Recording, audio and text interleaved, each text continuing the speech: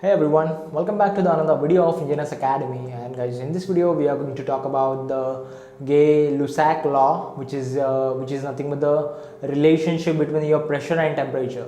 So guys, so far we have seen the Boyle's law, which represents the relationship between your volume and the pressure. We have seen the Charles law, which relates your volume and temperature.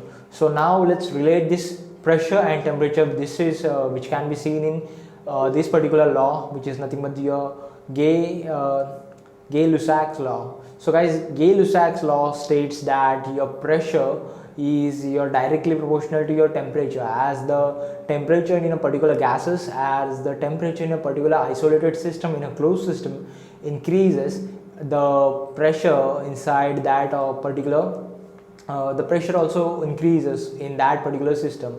The pressure inside the gas also increases. So guys, over here this Gay-Lussac's law states that as in the gases, as this particular temperature increases, the pressure inside that gases also increases. So as we all know that at a particular, in our previous video, that is in case of the Charles law, we have seen that as the temperature increases, the volume increases. But what if I try to squeeze that particular balloon, if I try to maintain that particular balloon at a constant pressure, but if we started increasing the temperature, so over here in that case, if we the pressure inside that particular balloon, it also starts building after a certain period of time. As the temperature increases, the pressure will also increase by keeping the volume constant. So over here in this case, I'm restricting the volume. I'm putting some restrictions over the expansion of this particular balloon.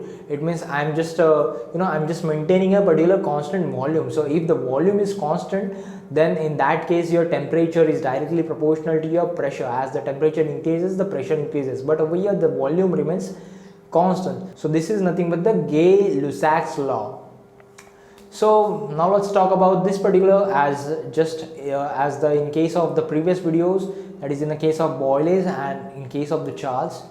So this Gay-Lussac's law is having certain derivation, and which is used to compare the relationship between the two stages, and which is used to find the pressure and temperature at this particular two different stages only. Particular pressure is directly proportional to your temperature.